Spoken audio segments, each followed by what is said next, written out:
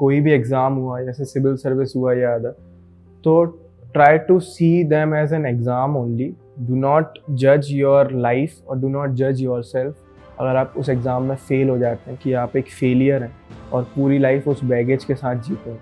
Because sometimes it matters of luck also. I know many people who are brilliant, जो मुझसे बहुत अच्छे हैं, but they are not able to clear this exam.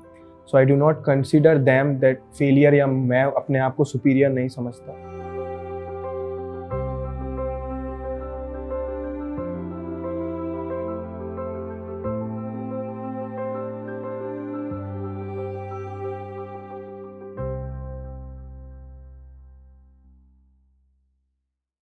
They say the future belongs to ones who have a beautiful dream. And if the dream is as beautiful yet fiercely competitive as clearing the UPSC Civil Service examination and becoming an IAS officer, you really need to put in your heart and soul into it. Hi everyone, welcome to Canva TV Toppers and initiated by Unacademy and Fiona. और आज हम जिस topper से मिलने वाले हैं, उनकी journey बहुत ही इंस्पायरिंग रही है. And why? Well, it's filled with challenges. What are these challenges? हम सब कुछ जानेंगे आज. Let's first welcome our topper for today, Vishal Dhakar, All India rank 39. Hi Vishal, welcome to the show. Hello. So first of all, Vishal, congratulations. And Thank you. ये बोलना तो गलत होगा कि आप कैसे फील कर रहे हो, because I'm sure बहुत खुश फील कर रहे हो. But still, like, what was the initial first reaction? मैं अपने हॉस्टल में था because I am undergoing training of Indian Postal Service, and when I saw the result, एकदम से आई स्क्रीम, चिल्लाया मैं. एंड आई जस्ट रूम से बाहर निकला and I hug one of the guy who also secured all India rank 57. And everybody, because I scream so loudly कि जितने भी हॉस्टल में हम सब थे, सब एकदम से मेरे रूम के बाहर आ गए. And I felt so really good. फिर मैंने अपने घर पे फ़ोन किया, अपने मम्मी को, फिर अपने फादर को. एंड जब से वो सिलसिला चल ही रहा है लोगों के फ़ोन करने का.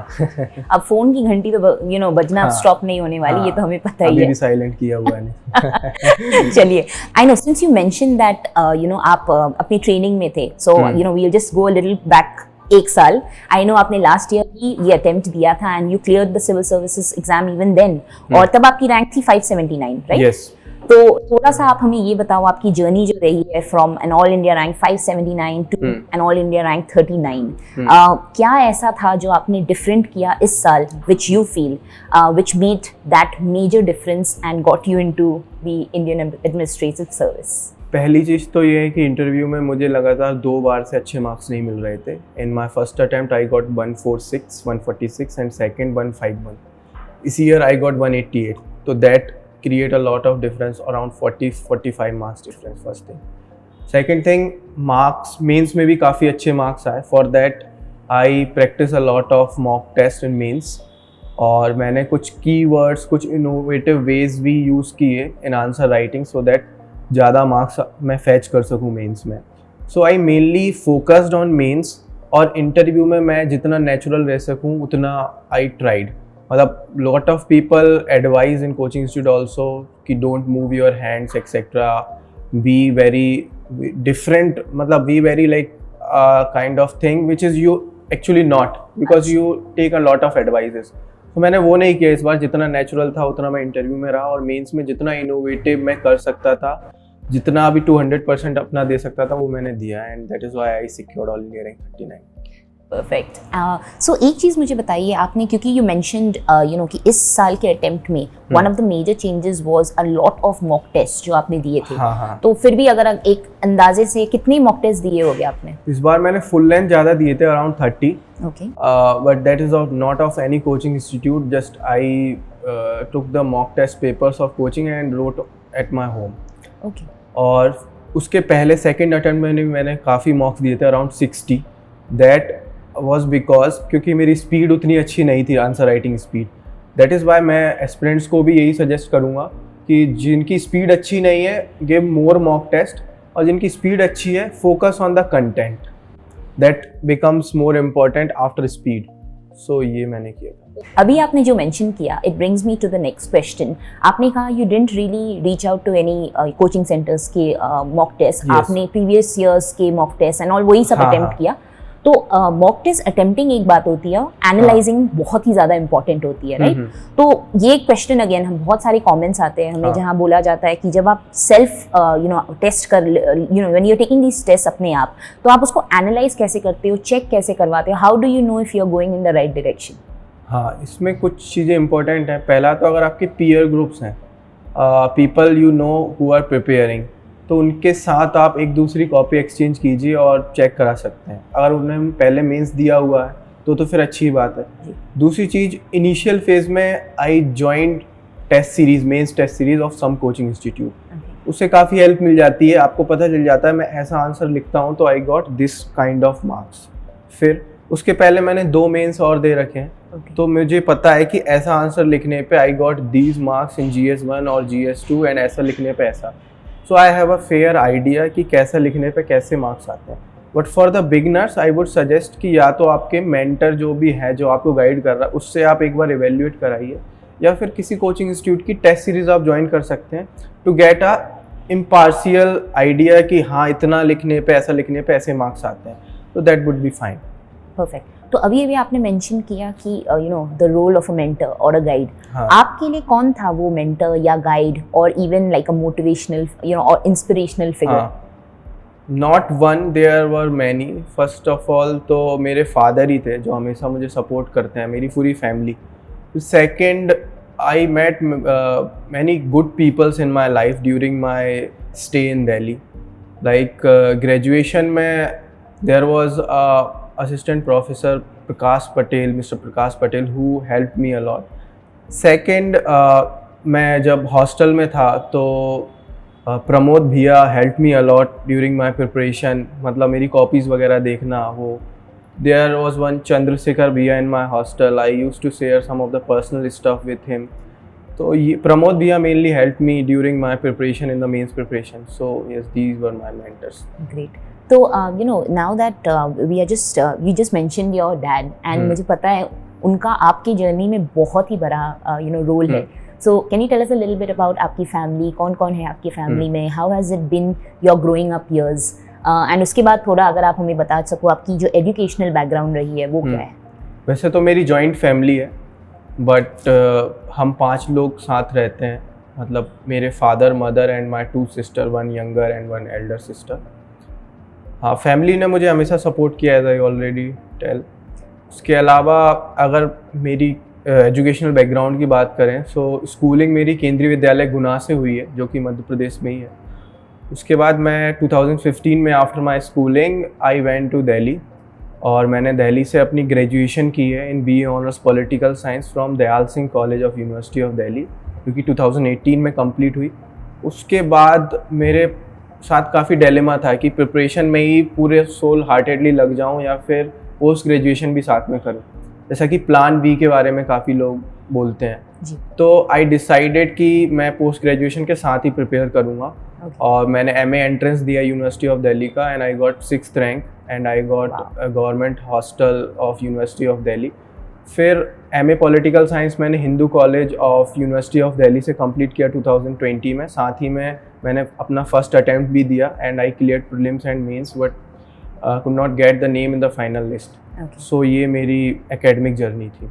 वाओ, तो मतलब आपके टोटल 3 अटेम्प्ट्स है एट UPSC, और तीनों अटेम्प्ट्स में प्रीलिम्स एंड मेंस आपकी क्लियर हुई है।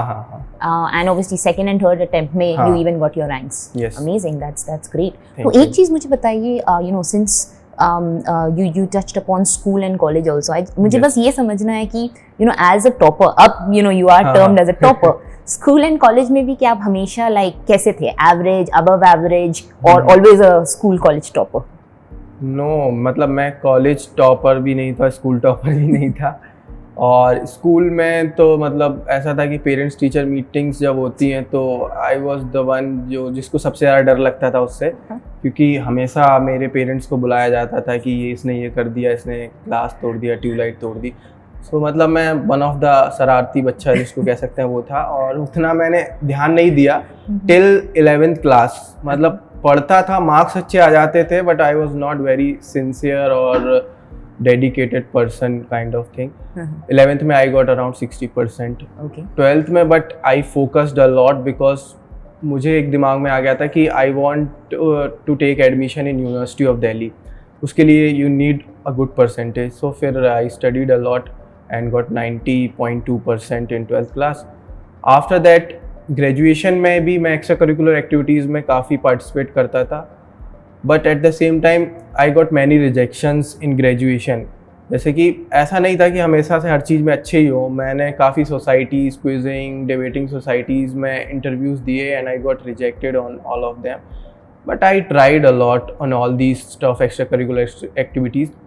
पढ़ने के मामले में ये था कि आंसर लिख देते थे तो मार्क्स आ जाते थे, लेकिन टॉपर वॉपर तो कभी नहीं रहे. चलिए, ये तो बहुत ही अच्छी बात हुई. तो आई लाइक, क्योंकि ऑब्वियसली यहाँ आने के पहले मैं थोड़ा आपके बारे में रीड भी कर रही थी and there was a lot about your humble beginnings, right, your humble background. तो कितना like, I know it's always like हर किसी के लिए अपनी स्टोरीज होती है, हर किसी के लिए डिफरेंट चैलेंजेस होते हैं लाइफ में. आपके लिए like since you were a kid, what all challenges did you see around you, and वो सारे चैलेंजेस को कैसे like did it actually help you in becoming what you are today? हाँ, डेफिनेटली उस चीज़ ने काफ़ी हेल्प की, बिकॉज मैंने विलेज में भी लोगों को देखा है कि किस तरीके से एक सिविल सर्वेंट उनकी लाइफ को अफेक्ट कर सकता है, चेंज कर सकता है, इम्प्रूव कर सकता है. तो सेकंड ये थिंग थी कि मैंने अपने पेरेंट्स से काफ़ी कुछ सीखा. मतलब they were toiling hard to let us study. Financial problems रहती हैं एक लोअर मिडिल क्लास फैमिली के लिए. और फिर वन ऑफ द फैक्टर ये भी था, कोचिंग इंस्टीट्यूट मैंने ज्वाइन नहीं किया. I did self study, I did mains test series. ये रीज़न था कि अगर आप 2 लाख 25-30,000 एक कोचिंग इंस्टीट्यूट में इन्वेस्ट करते हैं and you don't get the selection, and a person like me who comes from a lower middle class, that creates a lot of pressure कि आपने इतना पेरेंट्स का पैसा वेस्ट कर दिया. And at the same time in offline coaching institute you see कि आपको करोल बाग या राजेंद्र प्लेस में रहना पड़ेगा and it is around 25,000 per month of expenses. तो इतना एक्सपेंसेस हो, फिर कोचिंग इंस्टीट्यूट का खर्चा, so it becomes really hard. मतलब लॉट ऑफ प्रेशर पढ़ाई का तो रहेगा ही, साथ साथ में ये चीज़ का भी pressure. So that is why वो सारी प्रॉब्लम्स फेस करते थे. फिर मैंने डिसाइड किया कि सेल्फ स्टडी करके I will try to sail through this exam. So ये सारी प्रॉब्लम्स थी. फिर there were sometimes mental problems, like you are not able to concentrate on studies, you feel like you are not able to clear this exam. You don't have a family that is having a background in the civil services. People demotivate sometimes because some of the friends or some of the people from the hometown just prepare for the exams like constable or sub inspector. So that creates a question, sometimes self doubt कि मैं कर पाऊँगा या नहीं. True. And I think बहुत अच्छी बात आपने कही यहाँ पे, and I think it clearly puts out the message that you should dream big. Yes. Dream really big, and only then you can work towards your dream, right? तो एक चीज़ आपने अभी जो बताई, like with offline whatever challenges and all that आपको face हुई भी, just wanted to understand थोड़ा सा online learning अभी because obviously that has made it more easy for learning from anywhere. Yes. तो online versus offline में आपको क्या major difference लगा, and how has online learning helped you? Online learning, I can watch the videos. It is accessible anywhere, anytime, and to anyone. That is the thing. True. और second online में ये रहता है कि online आप करो, अच्छी बात है, बट ऑनलाइन में डिसिप्लिन होना बहुत ज़रूरी है. बिकॉज आई सी पीपल जिनकी वीडियोस पेंडिंग है 2-2, 3-3 महीने से, दे हैव नॉट वॉच्ड. तो if you are a discipline then online, और if online coaching has something like that makes you discipline, तो वो काफ़ी अच्छा है. और आप घर पे रहते हो तो you remain connected with your family member, you get good food at your home. So all these advantage of online.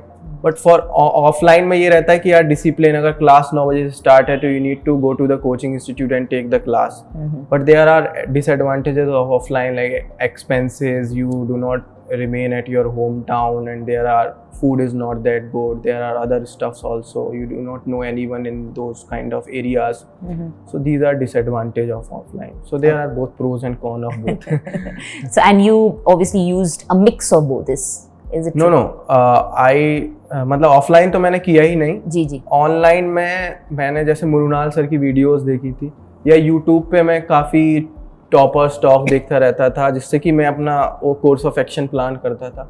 और भी कोई टॉपिक समझ में नहीं आ रहा तो ऑनलाइन वीडियो देख ली किसी पर्टिकुलर थिंग, इकोनॉमिक सर्वे वगैरह देख लिया, तो all these things I did. Okay, तो विशाल आपने बहुत अच्छी चीज़ अभी जो मेंशन की थी अबाउट डिसिप्लिन, यू नो कि वो बहुत ही ज़्यादा इंपॉर्टेंट है, and to be honest online offline really doesn't matter, discipline is the most important thing यहाँ पे। तो डिसिप्लिन पे it also brings us the requirement of a schedule, a plan, कि आप कैसे प्लान्ड वे में यू फॉलो, वहीं से आपको डिसिप्लिन भी आती है। So you know if you can take us through a little bit कि आपने जब एक बार डिसाइड किया कि ओके अब मुझे प्रिपेयर करना है, what's the plan of action that you made for yourself, and आपने कैसे अपने लिए एक शेड्यूल बनाया कि चलो ये एक साल में this is how I am going to cover the entire syllabus, क्योंकि वो बहुत वास्ट है। तो उसको कैसे आपने ब्रेक किया month by month, and how did you you know go ahead with your preparation?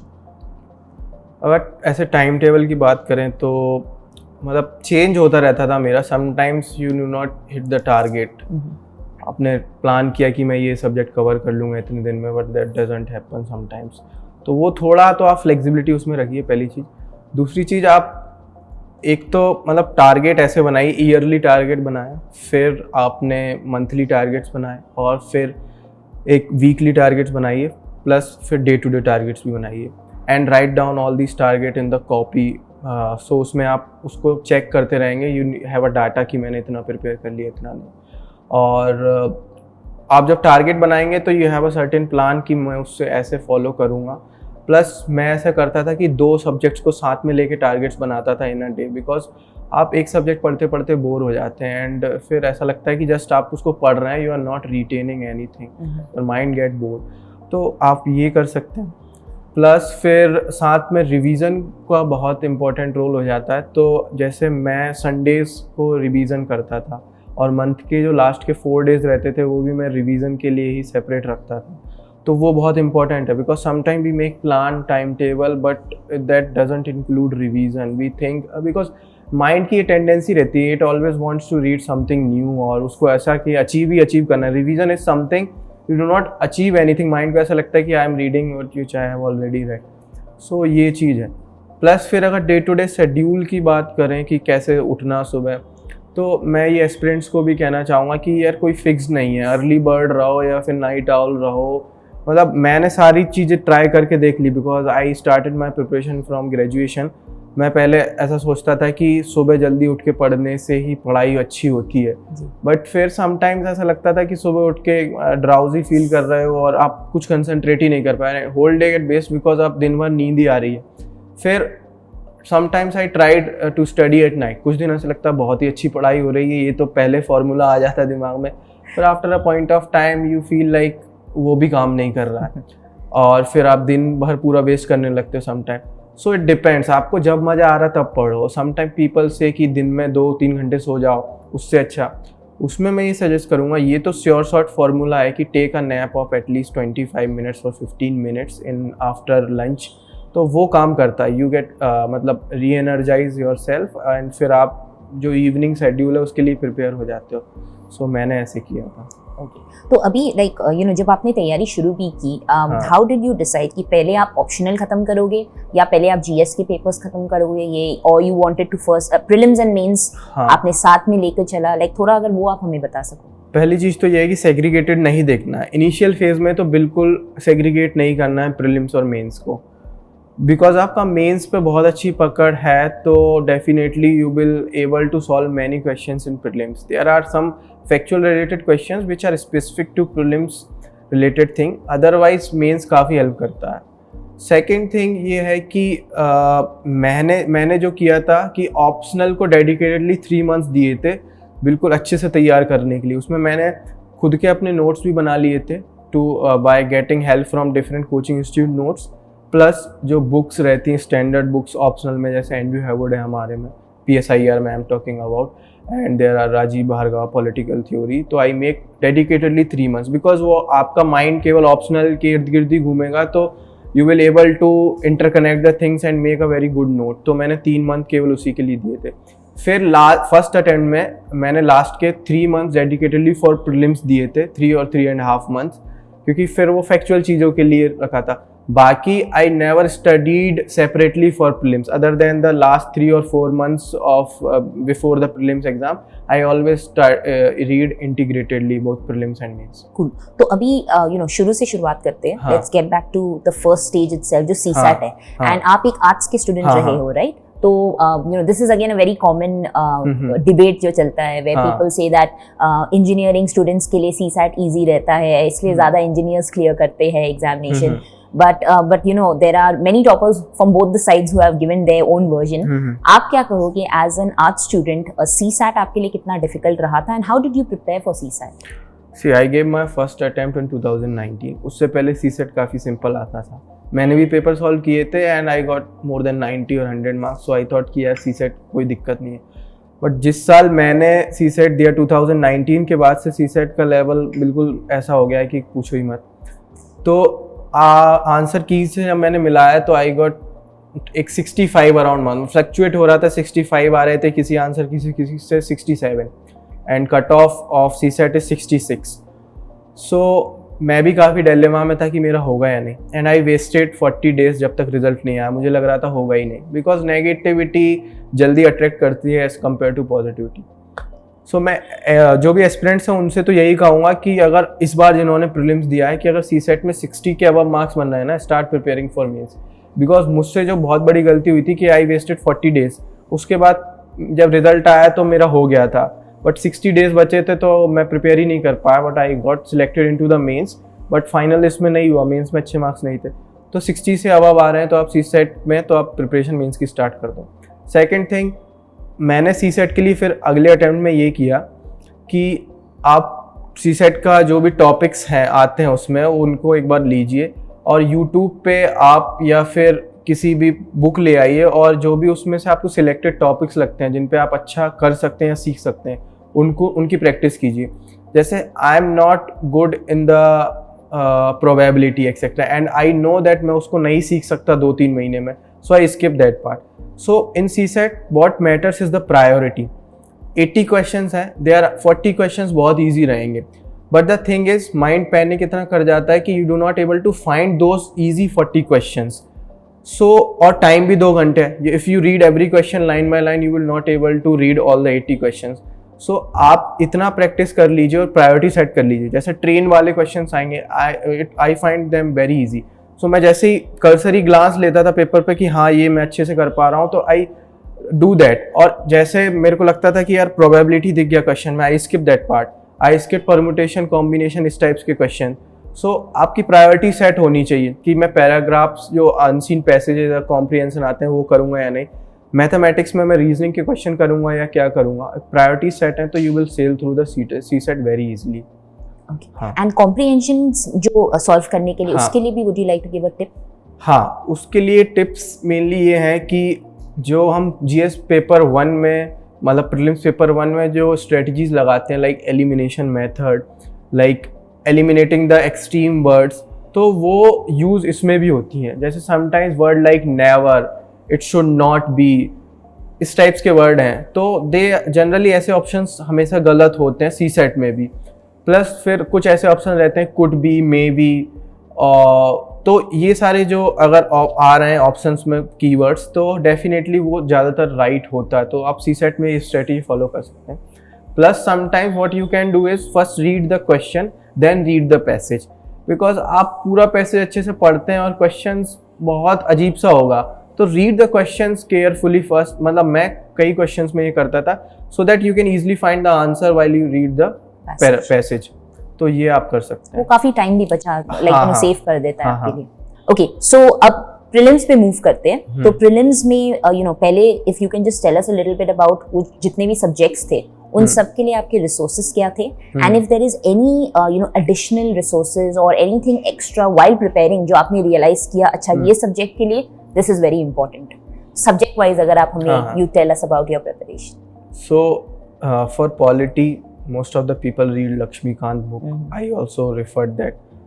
उसके अलावा पॉलिटी के बाद अगर हम हिस्ट्री की बात करें तो I also followed the standard books like R.S. Sharma for ancient, medieval Satish Chandra, for modern Rajiv Ahir's spectrum of modern India.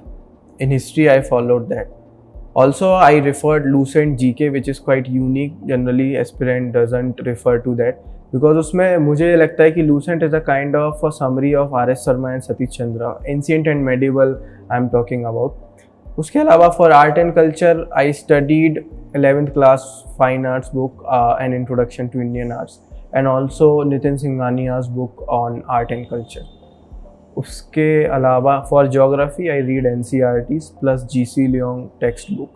Also I refer to Rajiv Arvind Kumar's Periyar publication. Rivers and all these maps are very finely described in that particular book.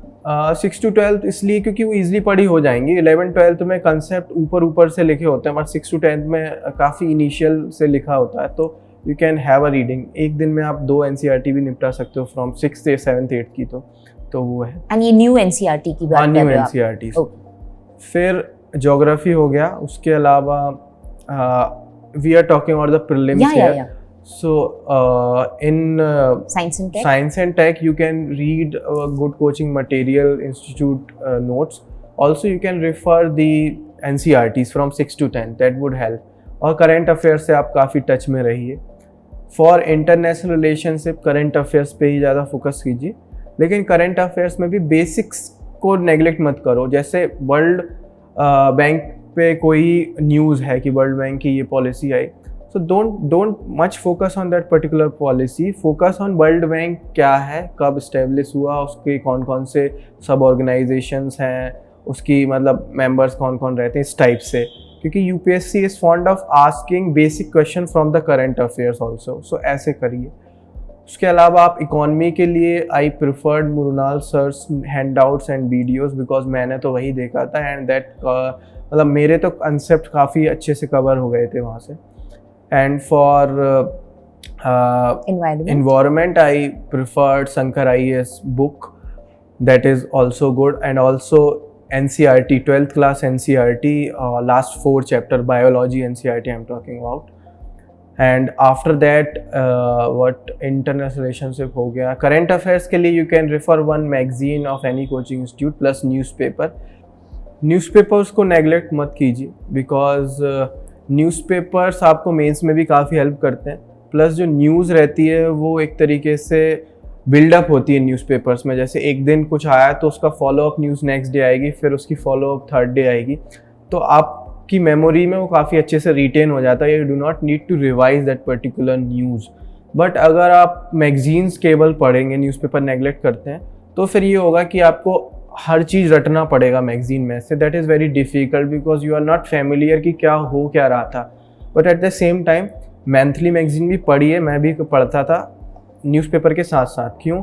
क्योंकि newspaper में news जो holistically cover नहीं होती. Sometimes what is in the newspaper like enforcement directorate rate on particular कोई भी चीज़ पे, but आप enforcement directorate जो है वो क्या है, वो सब कुछ दिया होगा किसमें, मंथली मैगजीन में. सो दैट इज़ वाई बेसिक्स अच्छे से कवर हो जाता है और न्यूज़ कॉम्प्रिहेंसिवली भी कवर हो जाती है. परफेक्ट. तो अगर लाइक सिंस आपने न्यूज़पेपर के बारे में काफ़ी अच्छे से हमें बताया, अगर आप ये भी हमें बता सको कि स्पेशली फॉर द बिगिनर्स जो अभी तैयारी शुरू कर रहे हैं probably for next year, what would you suggest, what's the according to you the right way, या आप जैसे करते थे, of reading the newspaper to also make sure कि आप उससे नोट्स बनाओ? हाँ, उसके लिए मतलब नोट्स तो मैं बनाता था इन इनिशियल फेज, बट वो काफ़ी ज़्यादा हो जाते हैं न्यूज़पेपर, तो आपको वो भी आइडिया होना चाहिए कि कैसे न्यूज़पेपर के नोट्स बनाने हैं. उस न्यूज़पेपर पढ़ने के लिए कुछ चीज़ें आप दिमाग में रखिए. पहली चीज़ तो ये है कि आपको फॉर्डर पॉइंट्स कलेक्ट करने हैं और एग्जाम्पल्स कनेक्ट करने हैं. फॉर्डर पॉइंट्स इंक्लूड अगर कोई बेस्ट प्रैक्टिस आई है, कोई एनेक्डोट है, कोई कोटेशन है, कोई केस स्टडी है, या फिर कोई फैक्ट है, रिपोर्ट है, कमिटी के बारे में कुछ लिखा है, तो that comes into the fodder points.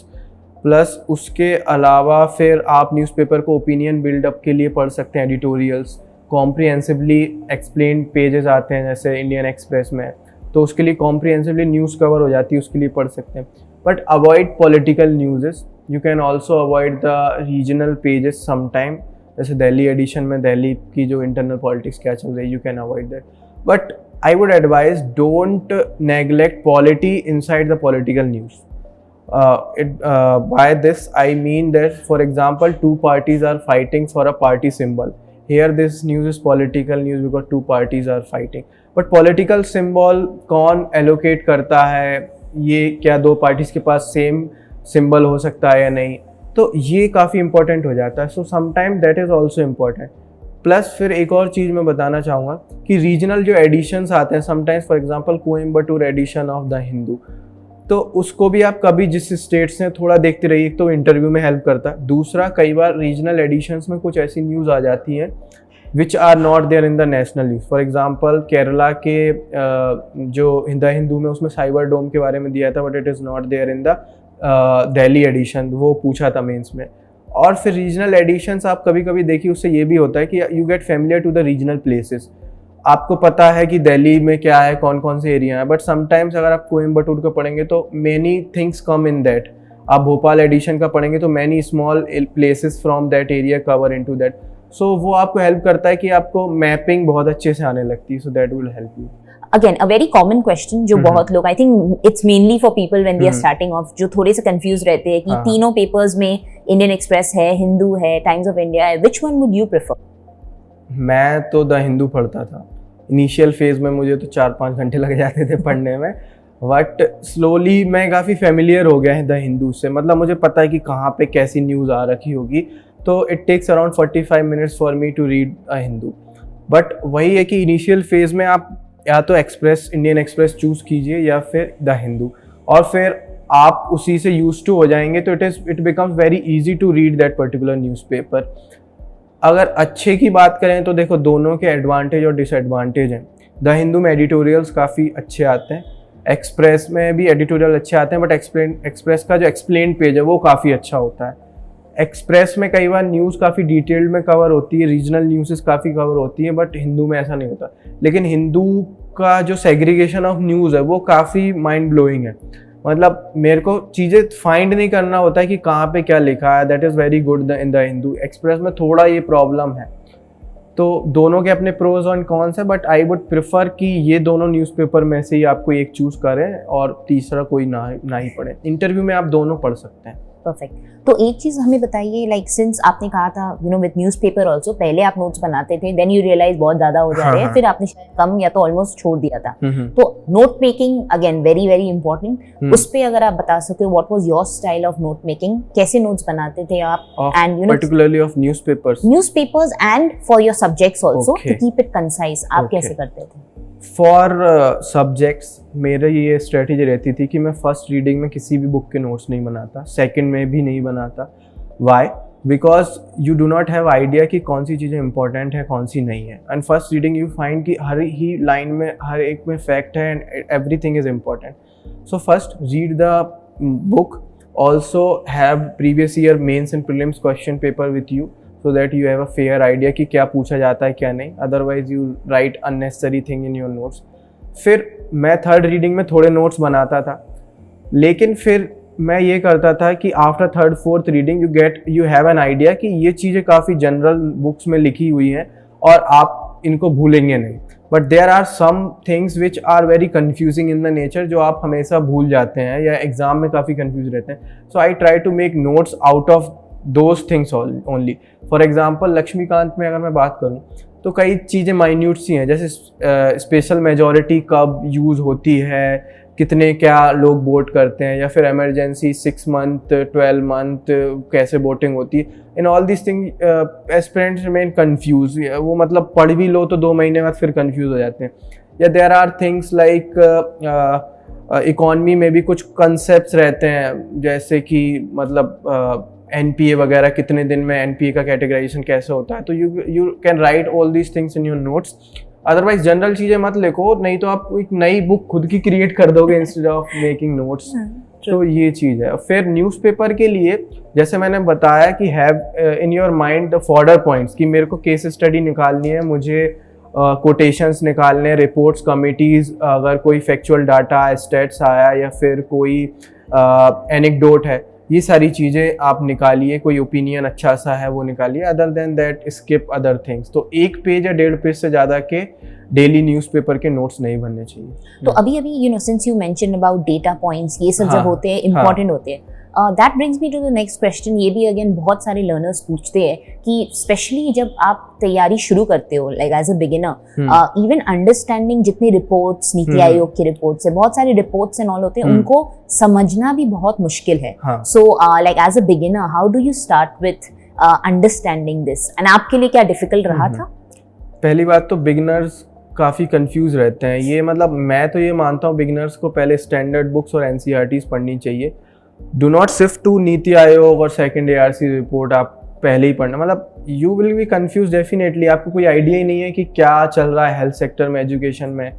तो पहले तो आप बेसिक्स कवर कीजिए। You have if you would have a fair idea after that, तो आप ये सारे स्टैट्स पे जाइए। स्टैट्स भी काफ़ी ओवरलैपिंग होते हैं कि हेल्थ का डाटा 50 जगह मिलेगा, नीति आयोग में भी, सेकंड एआरसी में भी, एंड न्यूज़पेपर में भी, मंथली मैगजीन में भी। तो आप ऐसे जो भी टॉपिक्स हैं, इंपॉर्टेंट टॉपिक्स हैं, या फिर मेंस का सिलेबस उठा लीजिए। हर मेंस के बुलेट पॉइंट पे यू मस्ट हैव 4 और 5 स्टैट्स फैक्ट्स होने चाहिए, और try to revise them properly multiple times instead of collecting new data every time, क्योंकि फिर इतना डाटा हो जाएगा कि आप लिख ही नहीं पाए। मतलब जब तक आपकी मेमोरी में वो इंटरनलाइज नहीं हो जाता, यू कांट मतलब राइट ऑन द पेपर। और वहाँ पे तो टाइम की भी इतनी क्रंच रहती है, you do not have time to think कि क्या था उस स्टेट्स में, फैक्ट में। तो इंटरनलाइज हो जानी चाहिए चीज़ें। उसके लिए लिमिटेड फैक्ट्स रखिए। हेल्थ के आपके 7-8 डाटा आपके पास हेल्थ हैं कि इतना परसेंटेज हम स्पेंड करते हैं, या फिर इस रिपोर्ट ने ये कहा था, या फिर एजुकेशन पे आपके पास 5-6 डाटा हैं। तो try to revise them multiple times. So prelims के एग्जाम के दिन में, जैसे कि आपने कहा, टाइम भी कम रहता है, एंड इट्स अगेन, जितना भी आप पढ़ के जाओ, you can never be 100% sure कि आपको सब कुछ आता है, राइट? तो अटेम्प्ट भी बहुत इंपॉर्टेंट हो जाता है। Also making a calculated decision कि कितने अटेम्प्ट करने हैं। तो आपके अकॉर्डिंग आपने क्या नंबर सोच के रखा था in your mind, and what would be your suggestion to the other aspirants कि अगर जब वो attempt भी करते हैं अपनी prelims की paper, what is a safe attempt? See, it depends on your accuracy also. उसके लिए मतलब there is no fixed way कि आप इतना attempt कीजिए। जैसे मेरे साथ ये था कि मेरी accuracy उतनी अच्छी नहीं है, so I used to attempt more than 90 questions and like I always attempted 95 plus 96 97 questions. First thing. Second thing, आपको पता कैसे चलेगा कि आपकी एक्यूरेसी कितनी है, आपको कितने अटेम्प्ट करने हैं? उसके लिए जब आप मॉक टेस्ट लगाएं तो एक टेबल्स में बना लीजिए, जिस कॉपी में आप लिखते हैं कि यार मतलब या तो ऑनलाइन या ऑफलाइन, कि मैं मान लो 80 क्वेश्चंस अटेम्प्ट करता हूँ तो मेरे 50 सही होते हैं। ऐसे मतलब हर जो भी मॉक टेस्ट लगा रहे हैं उनका आप डाटा कलेक्ट कीजिए। So you will get to know yourself कि मैं इतने क्वेश्चंस अटेम्प्ट करने के बाद मेरे इतने सही होते हैं। सो अगर आपके 80 क्वेश्चन अटेम्प्ट करने पे 60 सही होते हैं, 55 प्लस होते हैं, तो you may stick to that particular strategy.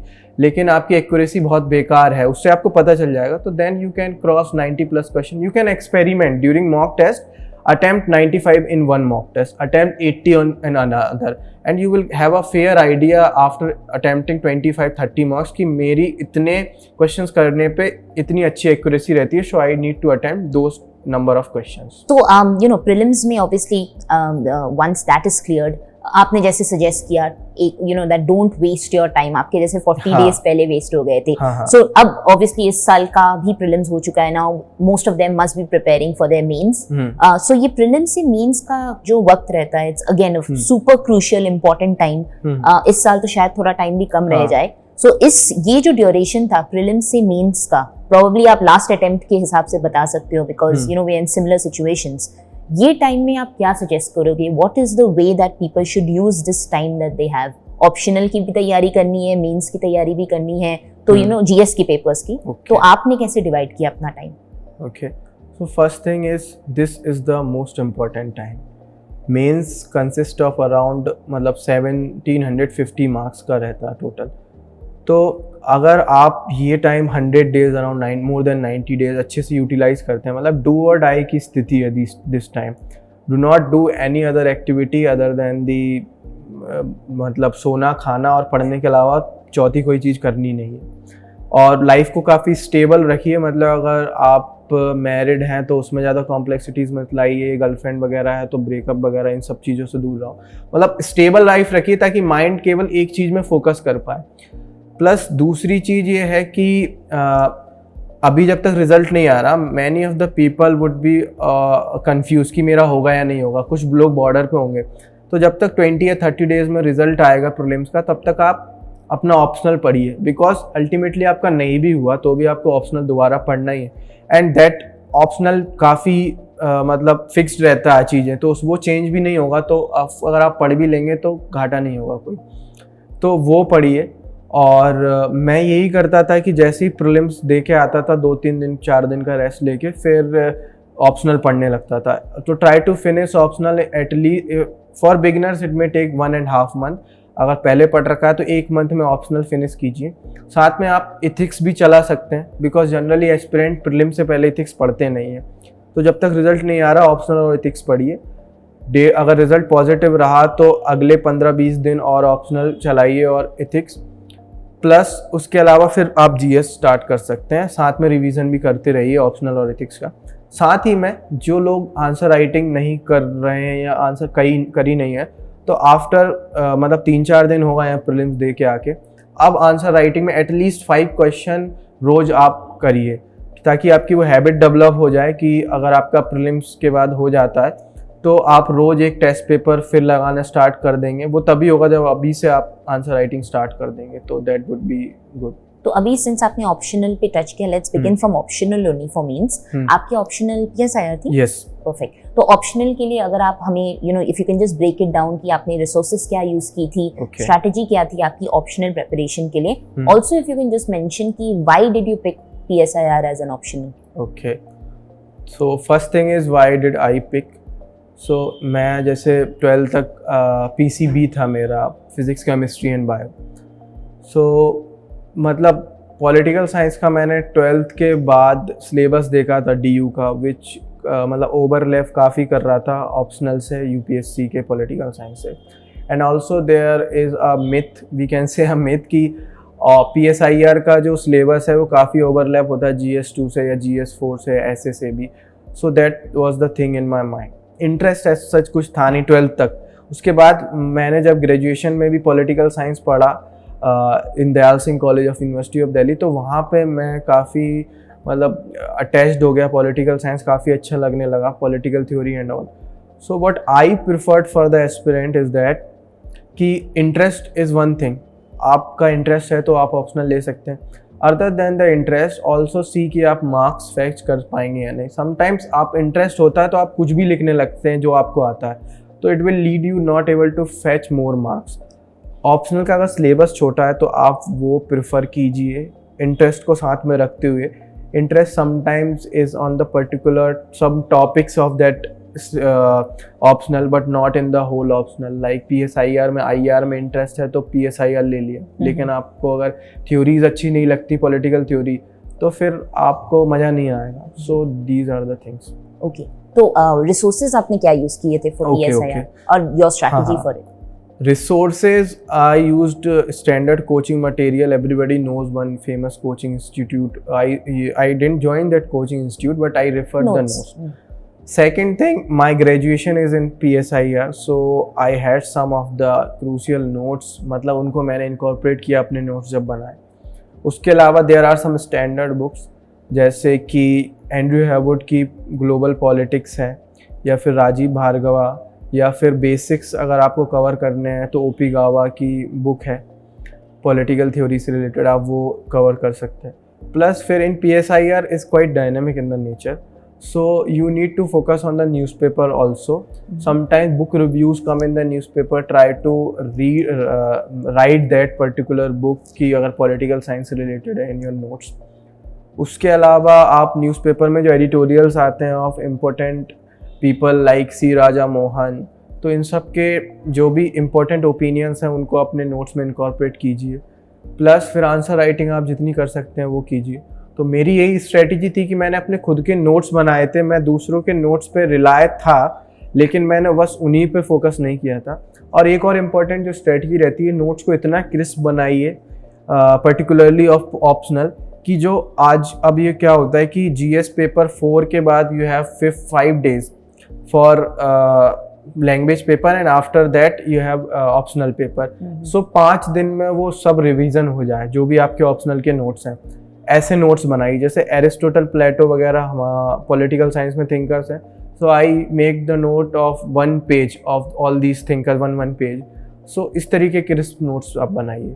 And this was the same, आपने पेपर 1 पेपर 2 दोनों के लिए? हाँ, यही किया था।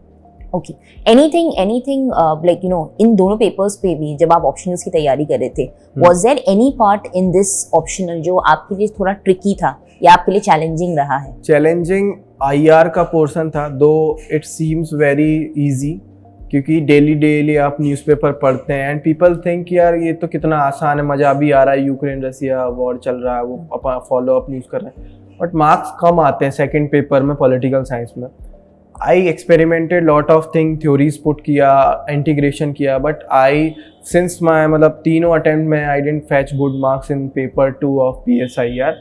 सो that remain a challenge still. मेरे को अभी भी नहीं पता कि क्यों मार्क्स नहीं आ रहा है, मतलब मैंने सारी चीज़ें करके देखी, डायग्राम्स बनाया, सो that is quite difficult for me paper 2 में कैसे मार्क्स लाना। ग्रेट। और ऑप्शनल में आपकी स्कोर कितनी आई थी इस बार? इस बार very less, like 240, not good. Last time I got 263, before that I got 264। Cool. So GS के पेपर्स पे मूव करते हैं। आई नो आपने कुछ ऑलरेडी रिसोर्सेज पहले बता दिए थे, बट कुछ सब्जेक्ट्स, कुछ टॉपिक्स होते हैं जो GS या मेंस के सब पेपर्स में आते हैं जो प्रीलिम्स में नहीं इंक्लूड होता है। हाँ. तो एनी एडिशनल रिसोर्स अगर आपने यूज किया था in the GS papers, and then एक पेपर को लेके लाइक आप थोड़ा सा अगर आप उस पे बताओ। For mains specifically? Yes, mains specific. तो GS 1 से शुरू करते हैं। हाँ, इन GS 1 मतलब ज्योग्राफी के लिए तो वही आपको प्रीलिम्स में जो सोर्स रख रहा हो वही अच्छे से पढ़ लें। For history same resources would be there which I already tell. उसके अलावा आप सोसाइटी एक इम्पॉर्टेंट है, सोसाइटी के लिए आप न्यूज़पेपर पढ़िए, एग्जाम्पल्स कलेक्ट कीजिए, कीवर्ड्स कलेक्ट करना बहुत इंपॉर्टेंट है। जैसे कि मैं कीवर्ड्स पे काफ़ी फोकस करता था। फॉर इंस्टेंस आप एक सेंटेंस लिखेंगे कि यार जो रूरल एरियाज़ हैं, या फिर अभी भी मेंटलिटी है कि लोग लड़का पैदा करना ज़्यादा या लड़के को पालना ज़्यादा प्रेफर करते हैं, तो इतना बड़ा सेंटेंस लिखने के सन मेटा प्रेफरेंस अगर आप लिख रहे हैं, तो this kind of keyword if you have, तो वो एग्जामिनर को काफ़ी लगता है कि यार इसको काफ़ी अच्छा नॉलेज है। जैसे ग्लास सीलिंग, इस टाइप्स के कुछ कीवर्ड्स आप कलेक्ट कीजिए फॉर सोसाइटी स्पेसिफिक, तो वो काफ़ी हेल्प करेगा। फिर उसके अलावा वर्ल्ड हिस्ट्री पे एक क्वेश्चन आ जाता है कई बार मेंस पेपर 1 में, तो वर्ल्ड हिस्ट्री के लिए आप किसी भी कोचिंग इंस्टीट्यूट का material, do not give much time to world history, एक ही क्वेश्चन आएगा। हाँ, तो ये पेपर GS पेपर 1 रहा। थोड़ा करंट अफेयर्स पे फोकस कीजिए, ज्योग्राफी और सोसाइटी से स्पेसिफिक इसी में। पेपर 2 के लिए लक्ष्मीकांत आप पढ़िए, पॉलिटी के लिए। लक्ष्मीकांत में भी आप आर्टिकल्स जो है वो काफ़ी अच्छे से पढ़िए, प्लस फिर कोट कीजिए NCRWC, सेकंड ARC, या फिर नीति आयोग की रिपोर्ट्स वगैरह हो गई, तो वो काफ़ी कोट कीजिए, कमिटीज़ वगैरह की कोई रिकमेंडेशंस हैं। इसके अलावा for governance section you need to have a really good stats and fact, health, education, इन सब पे आपके पास काफ़ी अच्छे फैक्ट्स होने चाहिए। फिर गवर्नेंस में स्कीम्स वगैरह, ई-गवर्नेंस से रिलेटेड चीज़ें, self help groups, some case studies, some best practices if you are able to find from newspapers, that will definitely help. Other than that, you can have some coaching institute material or read some toppers notes, that will help you. फिर newspaper भी आप अच्छे से पढ़ते रहिए। फिर paper 2 में IR का सेक्शन आता है, तो IR जनरली जो UPSC GS में पूछता है वो काफ़ी फैक्चुअल रहता, काफ़ी करंट ओरिएंटेड रहता है, तो if you are following the news very clearly, then you will able to solve that. Also try to make diagrams in the IR related questions, but diagram must not consume much space, that you need to keep in mind. For GS paper 3 for economy, I referred Murnal sir's notes, but that helps you much in the prelims, not in the mains. For mains, read newspaper very clearly. Also in GS3, try to incorporate committees and economic survey in your answer, so that will help you. Also graph वगैरह काफ़ी बनाइए कि GDP बढ़ रहा है, घट रहा है, तो try to show that in the graph. Like पिछली बार एक क्वेश्चन आया था कि वी शेप्ड रिकवरी हो रही है या के शेप, तो आई मेड ग्राफ की के शेप कैसे और वी शेप कैसे, तो आप वो कीजिए। उसके अलावा साइंस एंड टेक में करंट अफेयर्स से ही मेनली क्वेश्चन पूछेंगे, तो उस पर फोकस कीजिए।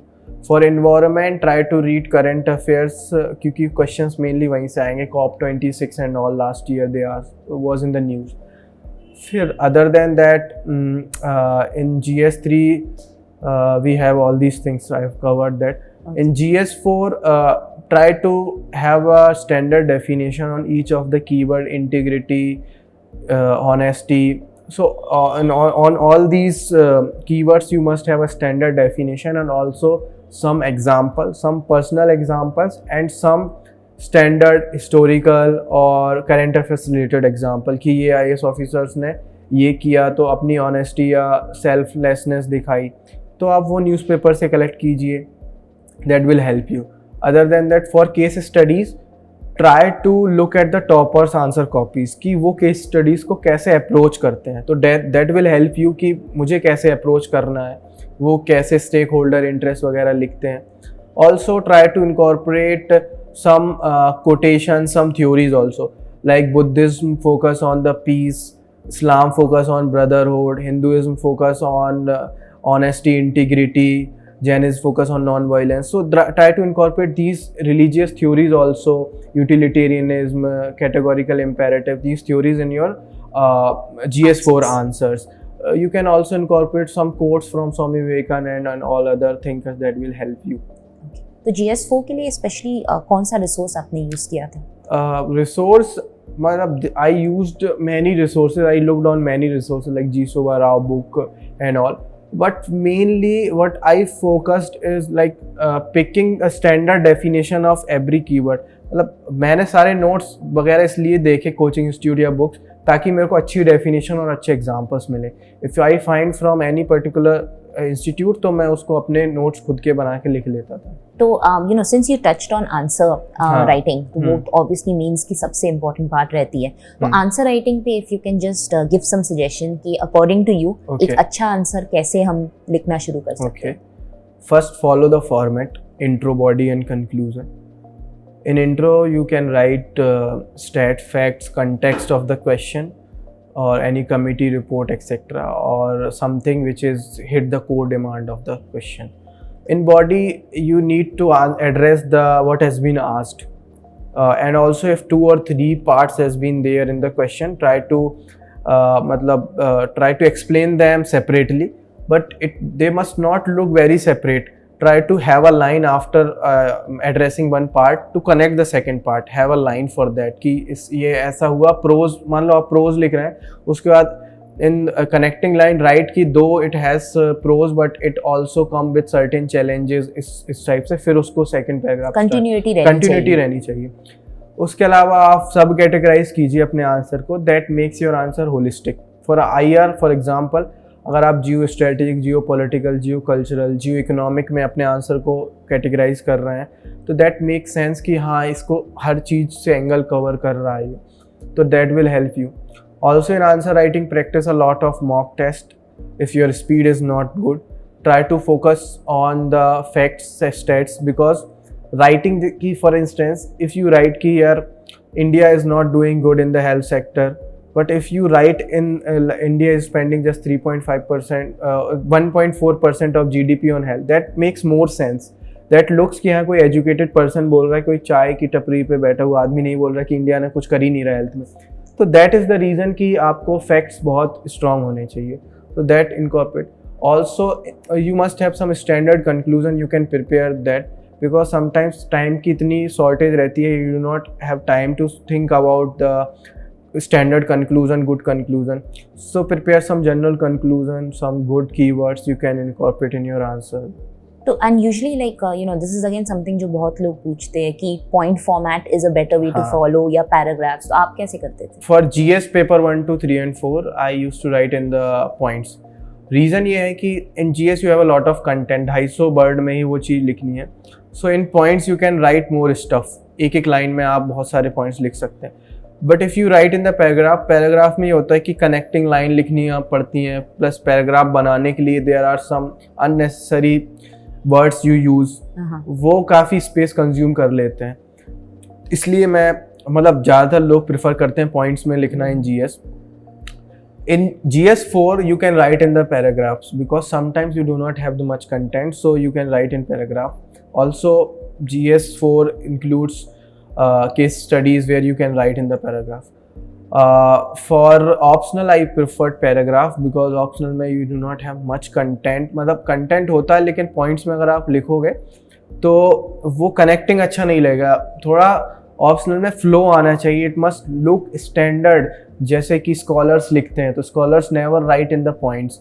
सो वो फ्लो और वर्डिंग बहुत अच्छी आना तभी होता था आप पैराग्राफ में लिख रहे हैं.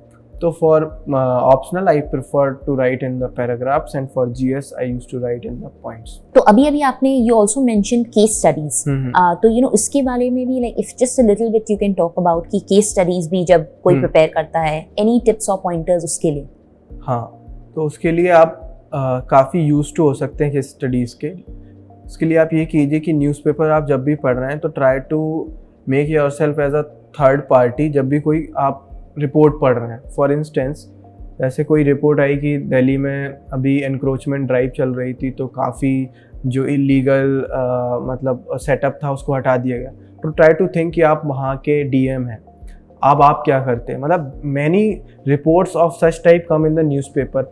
So at least solve 2 or 3 or if not possible 1 such kind of news. Try to make yourself as a third party and make that stuff as a case study. तो वो आपको काफ़ी हेल्प करेगा. If you reading newspaper for 365 days you will able to solve more than 300 case studies. ऐसे फिर आप toppers की copies, मैंने जैसे पहले भी बोला, वो देखो. उससे आपको पता चलेगा कि टॉपर्स अप्रोच कैसे करते हैं. Also in case studies what is necessary is कि आप स्टेक होल्डर्स और उनके इंटरेस्ट आइडेंटिफाई करें. अगर आप होलिस्टिकली सारे स्टेक होल्डर्स को आइडेंटिफाई और उनके इंटरेस्ट आइडेंटिफाई करते हैं तो you will able to take a holistic course of action which is generally asked in the case study.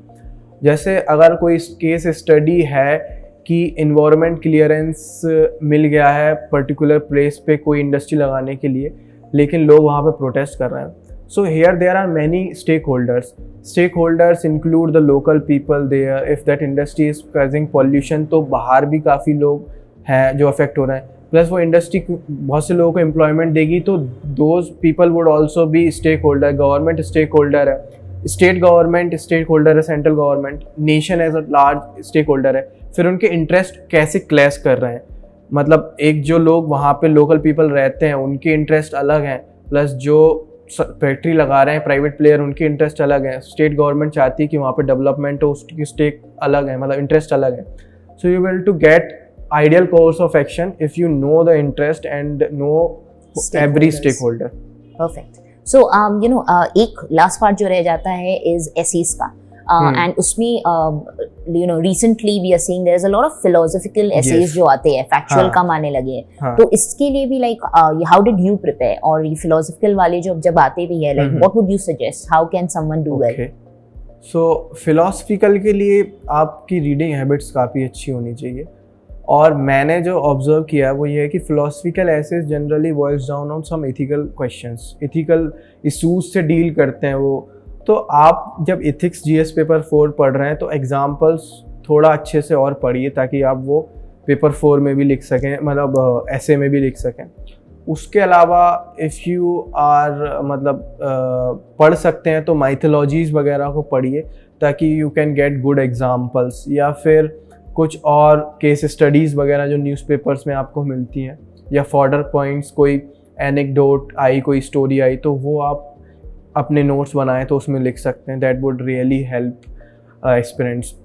तो ये कीजिए. उसके अलावा फिलोसफिकल एसेज में आप प्रैक्टिस काफ़ी कीजिए कि कैसे इंटरकनेक्टिविटी ला पाएँ, और होलिस्टिकली कवर कीजिए फिलोसफिकल एसेज को भी, इकोनॉमिक, पॉलिटिकल, सोशल, कल्चरल, वो सारे एस्पेक्ट आपके पैराग्राफ में ला के.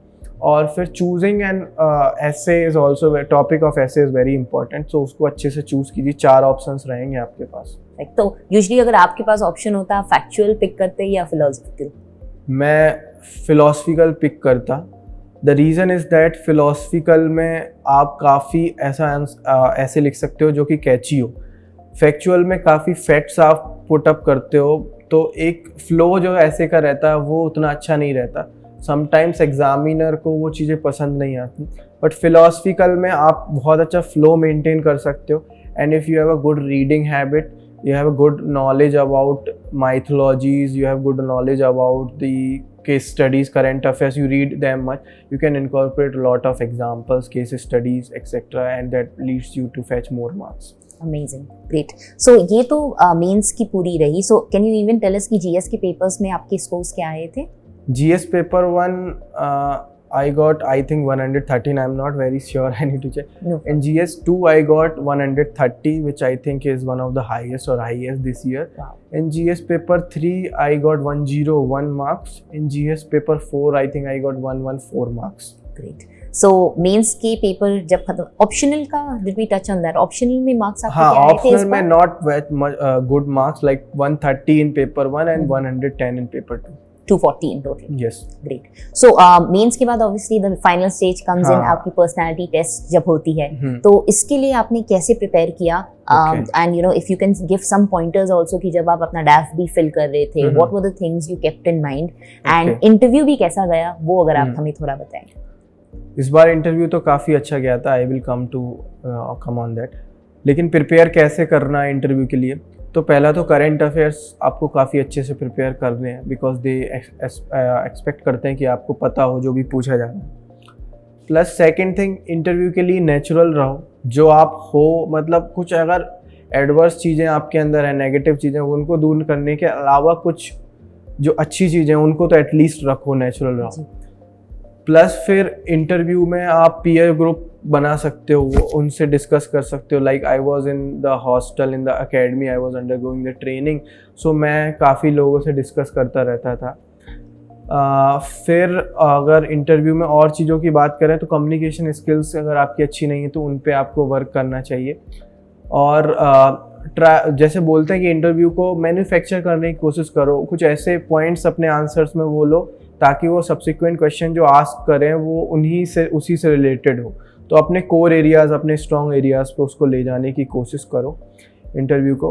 अदर देन दैट मुझे इस बार जो डिफरेंस लगा वो एक कॉन्फिडेंस का भी डिफरेंस था, क्योंकि मैं सर्विस में था. I already met some of the important VVIP people, so I didn't have the fear कि यार ये पूछेंगे तो क्या होगा. So that really help. उसके अलावा आप प्रिपेयर भी काफ़ी अच्छे होके जाओ, मतलब कि ऐसा ना हो कि नेचुरल रहने के कारण आप कुछ पढ़ो ही नहीं कि मैं तो जैसा हूँ वैसे दिखाऊंगा. नहीं, एटलीस्ट करंट अफेयर्स और अपने डैफ को अच्छे से पढ़ो, बहुत अच्छे से, और ऑप्शनल को.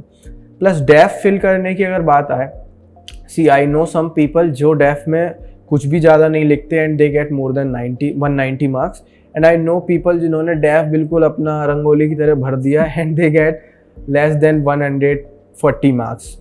सो what matters is जो भी आप लिख रहे हो. For example if I am writing hobby as a cricket, तो मुझे पता होना चाहिए क्रिकेट के बारे में. अब ऐसा मैं नहीं बोल सकता, मुझसे पूछ लिया कि तुम क्रिकेट खेलते हो, तो मैंने बोला नहीं सर मैं तो देखता हूँ, क्रिकेट खेलता नहीं.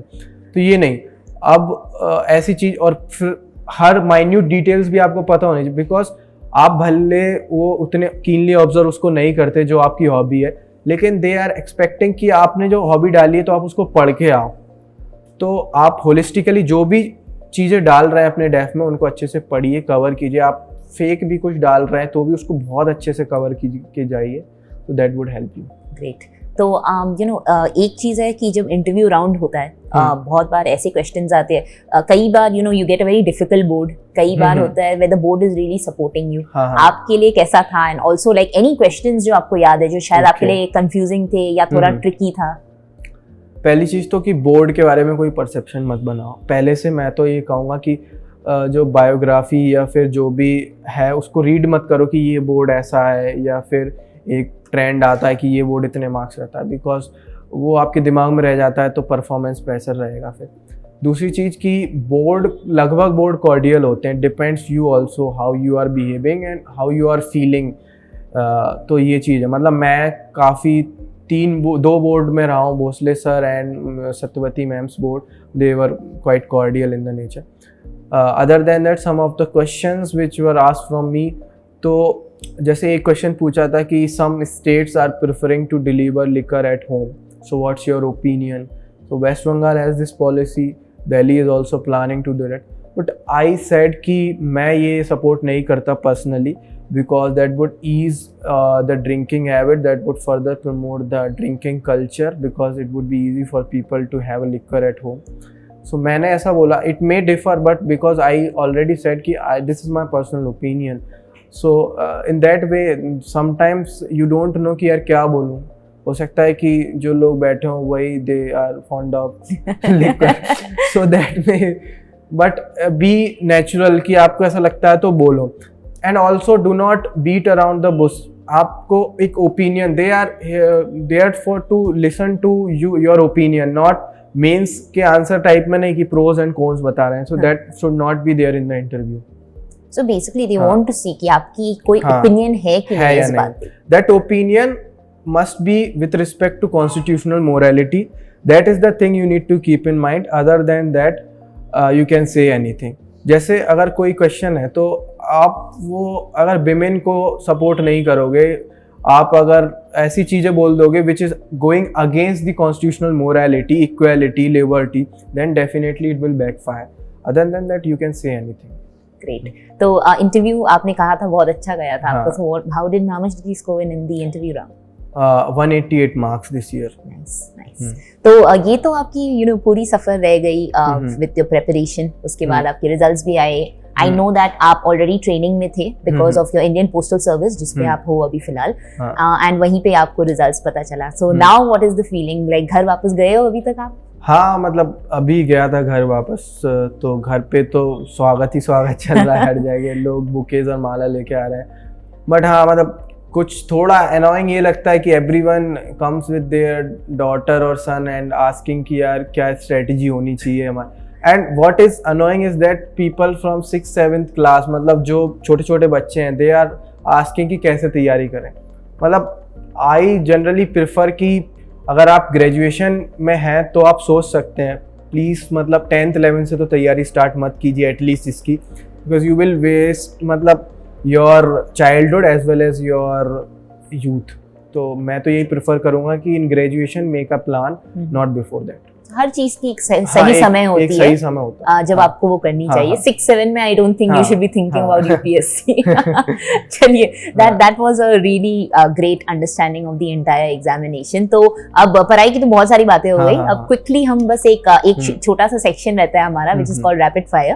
इसमें थोड़ा सा आपका लाइट साइड हम देखेंगे बिकॉज अभी तक I think this is more relatable to our audience.